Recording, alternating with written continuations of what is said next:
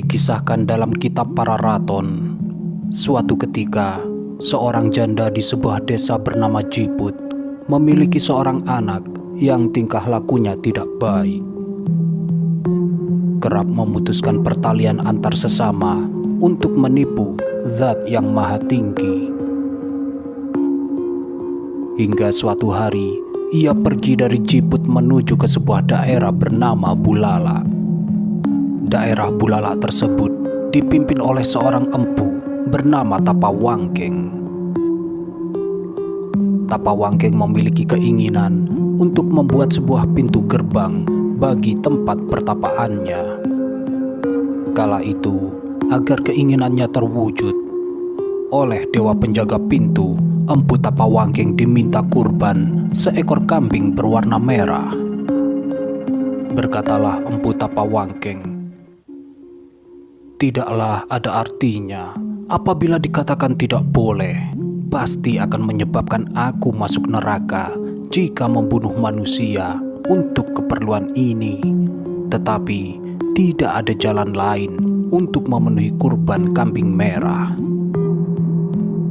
Mendengar perkataan Empu Tapawangkeng, anak yang tidak baik tingkah lakunya itu mengutarakan isi hatinya kepada Empu Tapawangkeng. Anak tersebut ingin kembali ke tempat Dewa Wisnu.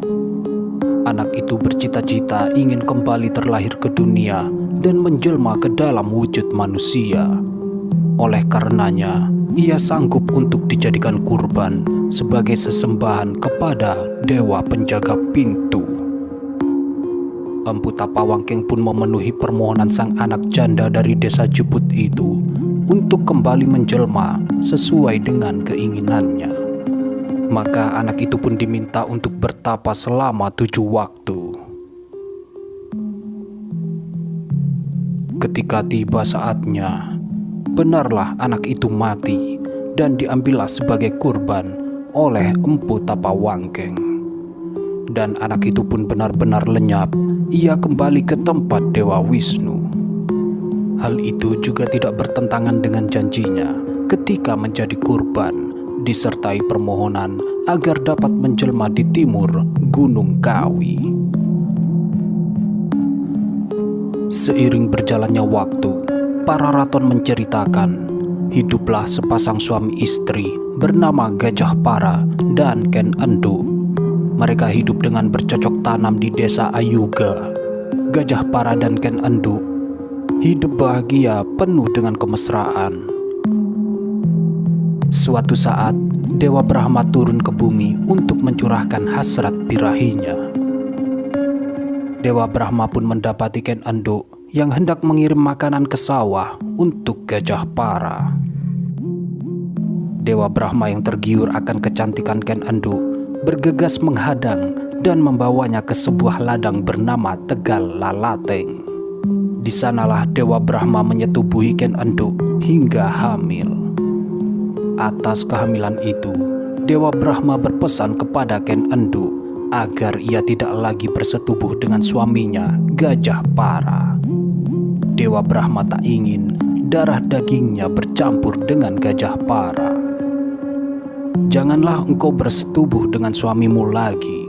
Jika engkau bersetubuh dengan suamimu, suamimu akan meninggal karena bercampur dengan anakku itu. Anakku itu bernama Ken Arok. Dialah yang kelak membawa perubahan besar di Pulau Jawa." Demikianlah pesan Dewa Brahma kepada Ken Enduk, sebagaimana yang ditorehkan dalam kitab para raton. Setelah disetubuhi oleh Dewa Brahma, Ken Enduk kembali melanjutkan perjalanannya menuju ke sawah. Sesampainya di sawah dan bertemu dengan Gajah Para, Ken Enduk mengutarakan apa yang baru saja ia alami. "Kanda Gajah Para, ketahuilah bahwa saya diajak bersetubuh dengan seorang dewa yang tak kasat mata di Tegal Lalateng. Beliau berpesan kepadaku, janganlah bersetubuh dengan suamimu lagi.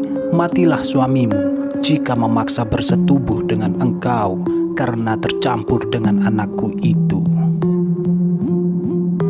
Lalu di suatu hari, Gajah Para pulang dari sawah. Setibanya di rumah, ia mengajak tidur Ken Enduk. Rupanya Gajah Para tak mampu menahan hasratnya sehingga ia ingin kembali bersetubuh dengan istrinya. Ken Enduk yang tak ingin melanggar titah Dewa Brahma menolak untuk bersetubuh dengan Gajah Para. Akibatnya terjadilah pertengkaran di antara pasangan suami istri ini. "Hai Kanda Gajah Para, perkawinan kita putuslah. Saya takut kepada perkataan dewa. Beliau tidak mengizinkan saya bertemu lagi dengan Kanda," ujar Ken Enduk yang meminta cerai kepada Gajah Para. Mendengar perkataan Ken Enduk, Gajah Para seketika lesu dan ia pun menyanggupi permintaan Ken Enduk untuk menceraikannya. "Dinda, apa boleh buat? Saya mau bercerai dengan Dinda, dan harta benda yang berasal dari Dinda kembali kepada Dinda, sedangkan harta yang berasal dari saya kembali kepada saya," sahut Gajah Para menanggapi permintaan Ken Enduk. Setelah perceraiannya itu pun, Ken Enduk kembali ke tempat asalnya, yakni Desa Pangkur yang terletak di seberang sungai sebelah utara, sedangkan Gajah Para tinggal di Desa Campara sebelah selatan sungai. Belum sampai 5 hari, Gajah Para meninggal. Kematian Gajah Para ini pun menimbulkan banyak pergunjingan di berbagai pelosok desa. Alangkah panasnya anak yang di dalam kandungan itu. Belum berapa lama ayah ibunya bercerai, ayahnya sudah meninggal. Demikianlah gunjingan fitnah yang terus menggaung di kalangan warga. Ken Enduk yang kini hidup menjanda merasa malu atas pergunjingan yang terus menderanya.